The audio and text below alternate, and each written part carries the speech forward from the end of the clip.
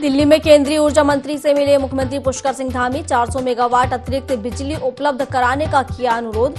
केंद्र सरकार से मिला आश्वासन और कहा नहीं पैदा होने देंगे राज्य में बिजली संकट।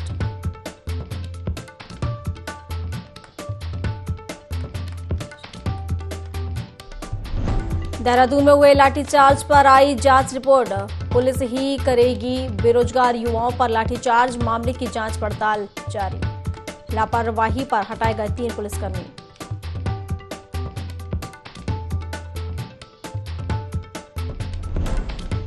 लक्सर में कांग्रेस का महंगाई के खिलाफ अनोखा प्रदर्शन। पेट के बल लेटे पीठ पर रखा गैस सिलेंडर। बढ़े दामों को लेकर रखी मांग।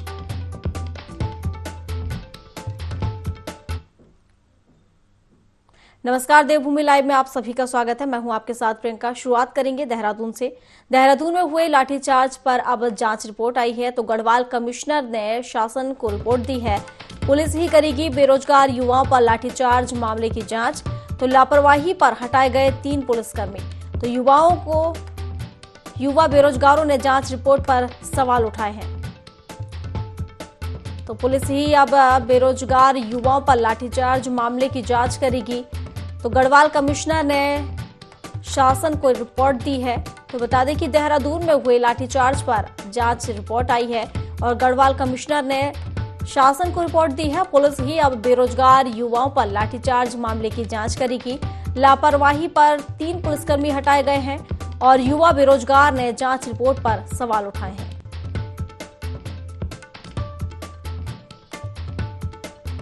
तो अब लापरवाही पर 3 पुलिसकर्मी हटाए गए हैं। हालांकि कमिश्नर ने कहा है कि पुलिस ही जो युवा बेरोजगार पर लाठीचार्ज किया गया है उसकी जांच करेगी। तो देहरादून में हुए लाठीचार्ज पर अब रिपोर्ट आ चुकी है। जांच रिपोर्ट आने के बाद गढ़वाल कमिश्नर ने शासन को रिपोर्ट दी है और उनका कहना है कि अब पुलिस ही बेरोजगार युवाओं पर लाठीचार्ज मामले की जांच करेगी। तो लापरवाही बरतने पर 3 पुलिसकर्मियों को हटाया गया है। तो युवा बेरोजगारों ने जांच रिपोर्ट पर सवाल उठाए हैं। देहरादून से खबर, जहां लाठीचार्ज पर अब रिपोर्ट आ गई है तो गढ़वाल कमिश्नर ने शासन को रिपोर्ट दी है और उन्होंने कहा कि अब पुलिस ही बेरोजगार युवाओं पर लाठीचार्ज मामले की जांच करेगी। हालांकि लापरवाही बरतने पर 3 पुलिसकर्मी हटाए गए हैं और युवा बेरोजगारों ने रिपोर्ट जो आई है उस पर सवाल उठाए हैं। तो जांच रिपोर्ट आने पर युवा बेरोजगारों ने सवाल उठाए हैं। तो देहरादून में लाठीचार्ज किया गया था जिसको लेकर अब जांच रिपोर्ट आ चुकी है और गढ़वाल कमिश्नर ने शासन को रिपोर्ट सौंपी है और पुलिस ही अब बेरोजगार युवाओं की लाठीचार्ज मामले पर जांच करेगी। तो लापरवाही पर 3 पुलिसकर्मी हटाए गए हैं और युवा बेरोजगारों ने इस जांच रिपोर्ट को लेकर सवाल उठाए हैं। और इस पर विस्तार से जानकारी के साथ आकाश हमारे साथ फोन लाइन पर जुड़े हुए हैं। देहरादून में लाठीचार्ज मामले में रिपोर्ट आने के बाद अब देखा जाए तो जो युवा हैं बेरोजगार वो सवाल उठा रहे हैं इस रिपोर्ट पर। आकाश, देखिए, बिल्कुल जिस तरीके से देहरादून में बेरोजगार युवाओं के ऊपर जो लाठीचार्ज हुआ था उसमें कहीं ना कहीं ये तमाम बातें निकलकर सामने आई थी कि चाहे खराब वहां पर किया गया पुलिस के ऊपर और उसी को लेकर के मुख्यमंत्री ने पूरे मामले का संज्ञान लिया था। और जो गढ़वाल कमिश्नर है उनको एक कमेटी से नेतृत्व में गठित कीजिए और साफ साफ से कहा था कि मजिस्ट्रेट जांच इस पूरे मामले की होगी कि आखिरकार क्या वजह थी कि चाहे पथराव किया गया हो या फिर देर रात जो पुलिस बल के द्वारा कुछ युवाओं को उठाया गया था, उसके अलावा वहां पर लाठीचार्ज हुआ। इन तमाम चीजों को लेकर के उन्होंने जांच रिपोर्ट अपनी तैयार की और कल शासन को जो रिपोर्ट है वो सौंप दी गई है, जिसमें ये कहा गया है सीधे तौर पर कि जो लाठीचार्ज किया गया था वो पूरी तरीके से सही था। लॉ एंड ऑर्डर को मेंटेन करने के लिए जो लाठीचार्ज है वो सही किया गया था। और साथ ही साथ अगर बात की तो 3 पुलिसकर्मियों की जो नाकामी देखने को मिली थी, जो जिनके कार्य प्रणाली पर सवाल उठ रहे थे, उनको सस्पेंड भी किया गया है। तो ऐसे में कह सकते हैं कि पूरी रिपोर्ट जो है सौंप दी गई है और साथ ही साथ ये तय किया गया है कि पूरे मामले की जो जांच है वो पुलिस के द्वारा ही की जाएगी, जिसमें विमी सचदेवा जो है IPS उनको इसके लिए बाकायदा नामित किया गया है कि वो पूरे मामले की जांच करेगी। लेकिन कह सकते हैं कि इस पूरे मामले को लेकर के अब बेरोजगार युवाओं ने सवाल उठाना शुरू कर दिए। तस्वीर आपको कह रहा है कि जांच रिपोर्ट है वो एक तरफा जांच रिपोर्ट है, क्योंकि जिसमें पुलिस के द्वारा लाठीचार्ज किया गया था उसको सही बताया गया है। अगर जो अगर पुलिस बल के द्वारा देर रात तक युवाओं को नहीं उठाया जाता तो इतनी मात्रा में जो है युवा नहीं उतरते और युवा केवल अपने शांतिपूर्वक तरीके से प्रदर्शन कर रहे थे। लेकिन स्वाभाविक बात है कि जिस तरीके से पथराव हुआ, उपद्रव वहां पर देखने को मिला था, उसी के चलते कहीं ना कहीं पुलिस ने हल्का जो लाठीचार्ज वो किया था।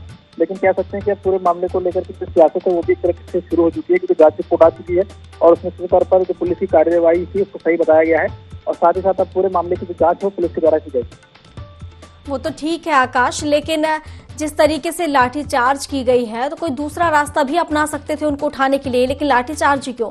कहीं ना कहीं इसको लेकर जो युवा है उनमें आक्रोश देखा जा रहा है। देखिए, बिल्कुल युवाओं का ये आक्रोश है कि लाठीचार्ज नहीं करना चाहिए था, लेकिन जो जांच रिपोर्ट में सीधा तौर पर कहा गया है कि लॉ एंड ऑर्डर को मेंटेन करने के लिए लाठीचार्ज जो किया गया था, हल्का फुल्का जो बल प्रयोग किया गया था वो जायज था, क्योंकि जिस तरीके से कई उपद्रवियों द्वारा बकायदा पथराव पुलिस के ऊपर किया गया, तमाम जो मुख्य मार्ग है, अगर हम बात करें घंटाघर से जो राजपुर का जो मार्ग है उसे पूरी तरीके से बाधित किया गया, पूरी तरीके से उसमें बंद कर दिया गया था और साथ ही साथ जो पुलिस के गाड़ियां हैं उस पर भी पथराव किया गया, उसको भी नुकसान पहुंचाया गया। साथ ही साथ जो वहाँ पर स्थानीय लोगों की भी एक तरह से दुकानें थी वहाँ पर भी पथराव किया गया, तो उसी को मेंटेन करने के लिए, लॉ एंड ऑर्डर को मेंटेन करने के लिए जो लाठीचार्ज है वो किया गया था। तो कह सकते हैं कि युवा भी इस बात को लेकर के आक्रोशित है कि जो जांच रिपोर्ट है वो एक तरफा आई है, लेकिन कह सकते हैं कि जो जांच रिपोर्ट में उसी तौर पर कहा गया है कि पुलिस की जो कार्रवाई थी वो सही थी और उसी को लेकर के इस तरीके से जो अगर लॉ एंड ऑर्डर जो मेंटेन है वो करना था, तो उसी के चलते जो है ये लाठीचार्ज किया गया। बिल्कुल आकाश, हालांकि अब ये पूरी जांच पुलिस ही करेगी, देखने वाली बात होगी कि आखिर आगे इस मामले में जांच में क्या कुछ निकलकर सामने आएगा। आप बने रहिए, एक और खबर पर आपसे अपडेट लूंगी।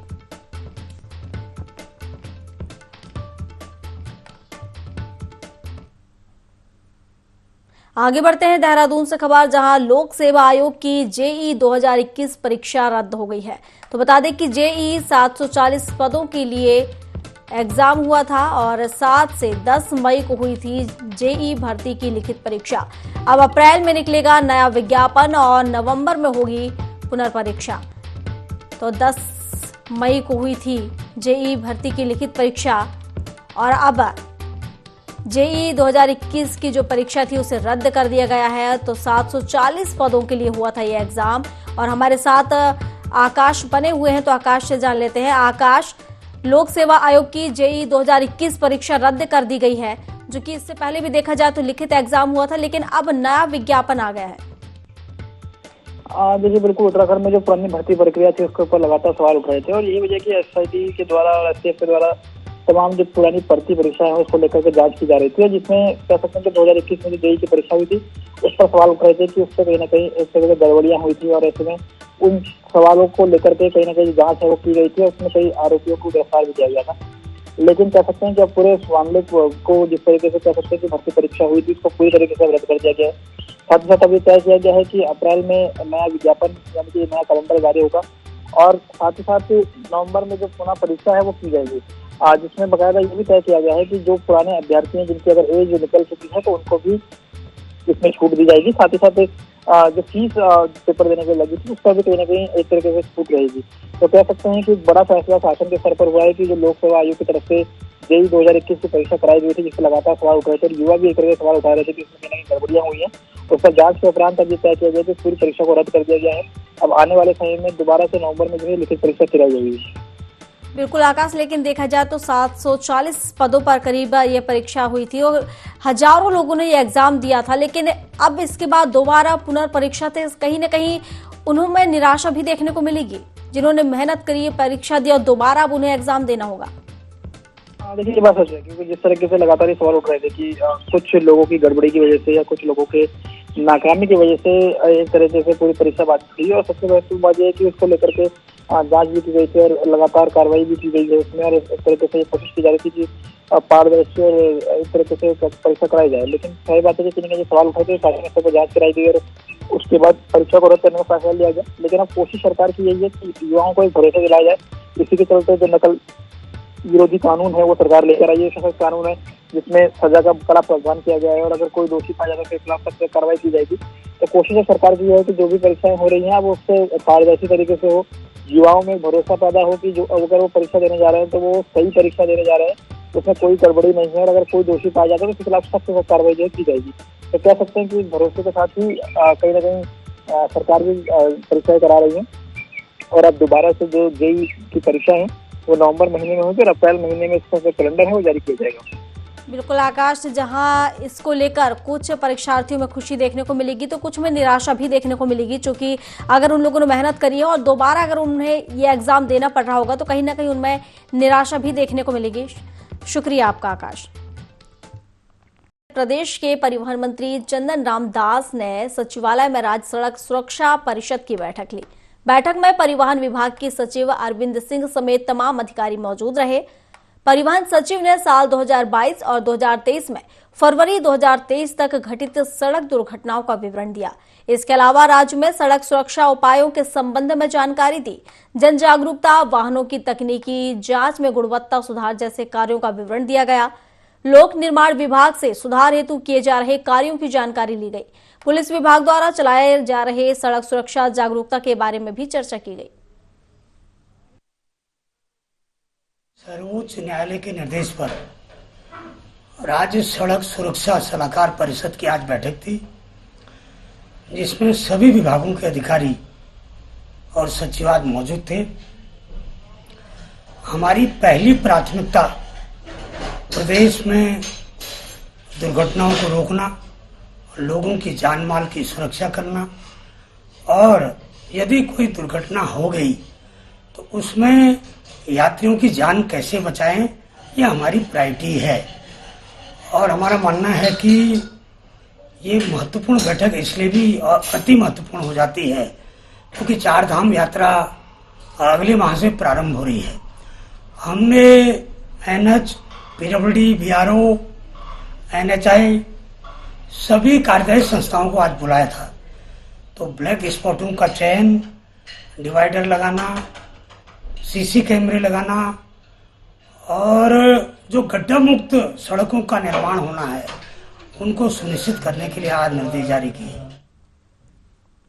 खबरों में आगे बढ़ते हैं। मुख्यमंत्री पुष्कर सिंह धामी ने चकनपुर भ्रमण के दौरान हॉट एयर बैलून और पैरा मोटर एडवेंचर एक्टिविटीज का शुभारंभ किया। इस दौरान धामी ने एडवेंचर एक्टिविटीज विशेषज्ञों से जानकारी ली। साथ ही जिला अधिकारी चंपावत को निर्देशित करते हुए कहा कि इस तरह की गतिविधियों को जिले के अन्य जगहों पर भी शुरू किया जाए। इन क्षेत्रों से युवाओं को जोड़ा जाना जरूरी है, जिससे प्रदेश में रोजगार को बढ़ावा मिल सके। इस दौरान स्थानीय महिलाओं ने साहसिक गतिविधियों को बढ़ावा देने के लिए सीएम धामी का धन्यवाद दिया।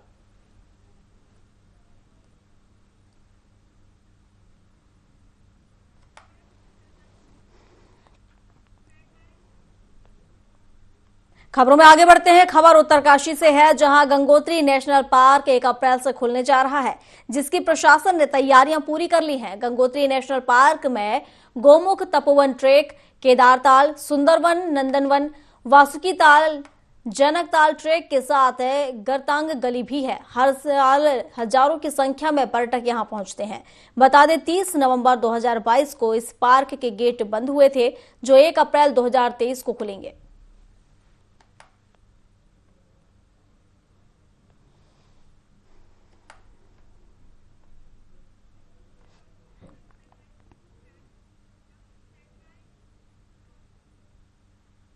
चलिए खबरों में आगे बढ़ते हैं। उत्तरकाशी में चार धाम यात्रा की शुरुआत होने जा रही है। यात्रा के लिए मुख्य रूप से गंगोत्री और यमुनोत्री धाम में व्यवस्थाएं दुरुस्त की जा रही हैं।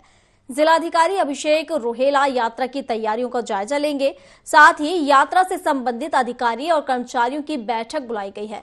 बैठक में व्यवस्थाओं से संबंधित जरूरी निर्देश दिए जाएंगे कि किस तरह बड़ी तादाद में पहुंचने वाले श्रद्धालुओं को कोई असुविधा न हो।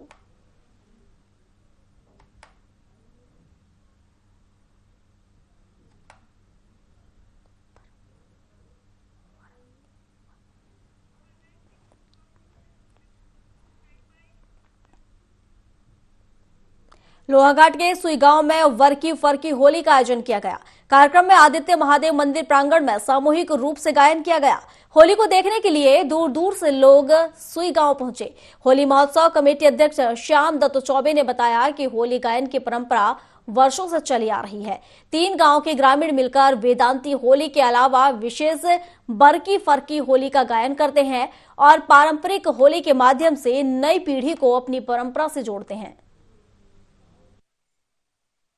क्षेत्र की एक विशिष्ट परंपरा के अनुसार वेदांत यानी वैदिक काल से ही यहाँ पर होली का आयोजन होता है कि विशिष्ट एक हमारा ये त्यौहार है जहाँ पर कि वेदांती होलियों से लेकर के हमारी तमाम ऐसी होलियों का गायन होता है। हमारे बुजुर्गों ने जो परंपरा रखी है उसमें तमाम ऐसी होली हैं कि जो इस क्षेत्र में कहीं और नहीं गाई जाती हैं। जो हमारे पूरे रामचंद्र जी से लेकर के हमारे शिव जी कैलाश तक की जो विभिन्न गाथाओं का वर्णन हमारी होलियों में होता है।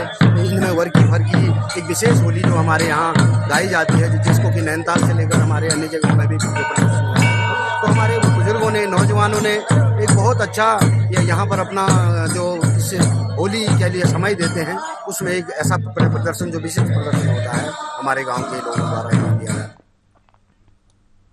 हल्द्वानी के बुद्ध पार्क में पूर्व सैनिकों ने जोरदार प्रदर्शन किया और वन रैंक वन पेंशन 2 की विसंगतियों को दूर करने के लिए केंद्र सरकार से मांग की।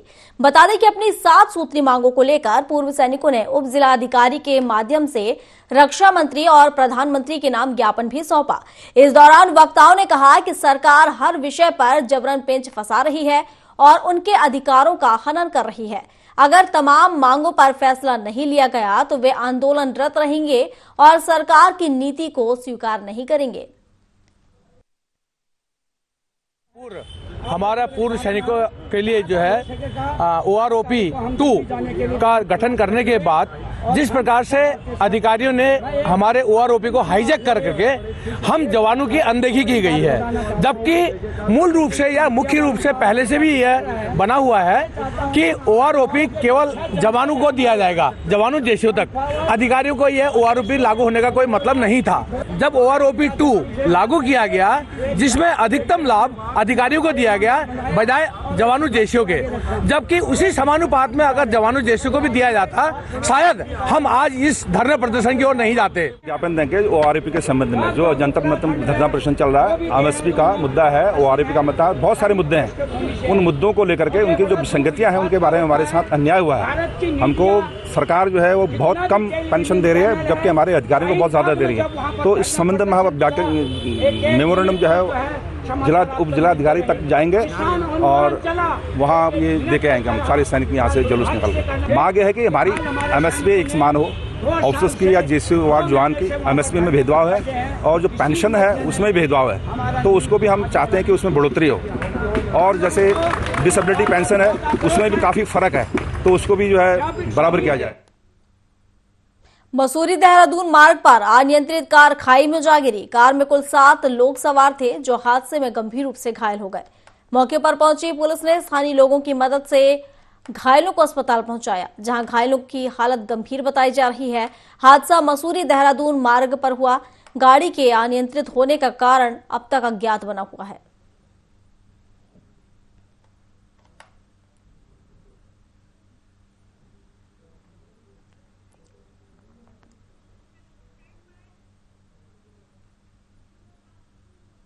खबरों में आगे बढ़ते हैं। प्रदेश सरकार साहसी खेलों को बढ़ावा देने के लिए लगातार काम कर रही है और इसी मिशन के तहत टकनपुर पहुंचे मुख्यमंत्री पुष्कर सिंह धामी ने पूर्णागिरी से जलजीबी जाने वाले मार्ग पर 12 किलोमीटर तक रिवर राफ्टिंग की। इस दौरान उनके साथ सांसद अजय टम्टा के साथ ही जनपद के कई वरिष्ठ अधिकारी मौजूद रहे।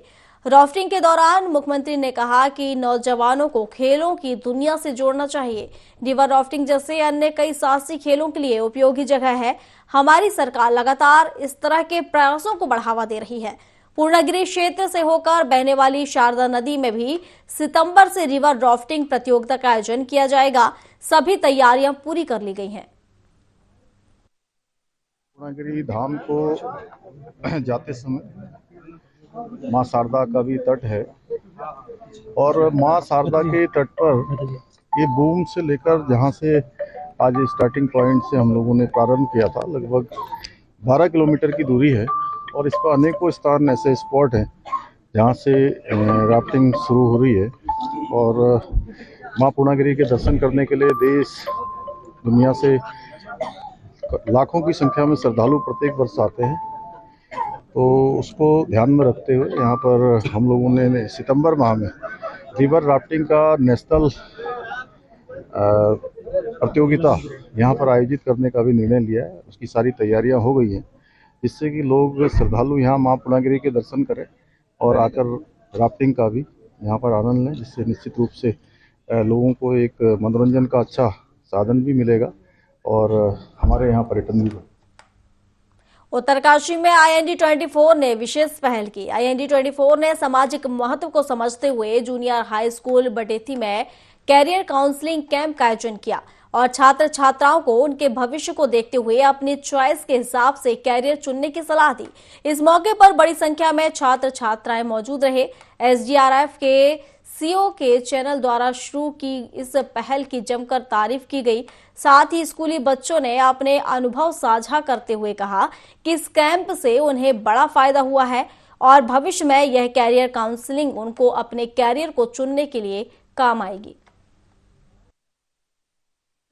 बहुत ही अच्छा लगा, हमने बहुत कुछ सीखा और हमें बहुत जानकारी मिली। सर लोगों ने हमें बहुत ही अच्छा और ना बहुत ही ढंग से समझाया है अपने कैरियर के बारे में, कैसे हमें अपना कैरियर आगे बढ़ाना है। और हमें इससे सीख मिली है कि आगे बढ़ने की, अपने करियर को पाने के लिए, जो हमारा गोल है उसे पाने के लिए हमें क्या क्या चीज़ें ध्यान में रखनी चाहिए, वो सब हमें बहुत ही अच्छे से समझ आया। पहले तो हमें जो गोल में फोकस है, कहीं भी अपना ध्यान नहीं भटकाना, ये वाली बात तो हमें बहुत ही ज़्यादा समझ आई। ये जानकारी बहुत ही महत्वपूर्ण और उपयोगी है।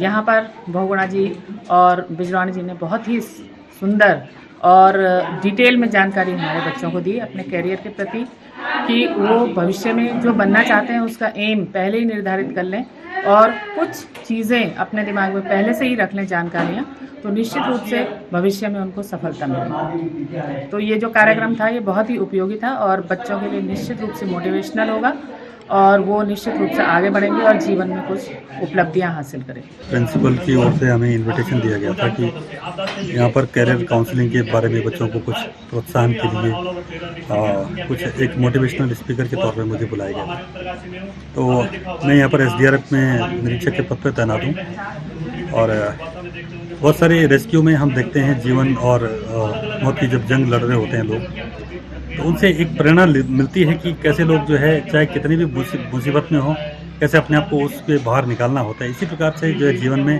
जो बच्चे होते हैं, जो पढ़ रहे होते हैं, उनको एक मोटिवेशन की ज़रूरत होती है। तो हम सेम स्टोरी को यहाँ पर जो है डाइवर्ट करके और बच्चों को उनको एक मोटिवेशनल स्टोरी के रूप में कन्वर्ट करके उन लोगों को आगे बढ़ाने के लिए और जो भी आप वो बनना चाहते हैं, जो भी करना चाहते हैं, उसमें एक अच्छे तरह से वो अपने टारगेट को हासिल।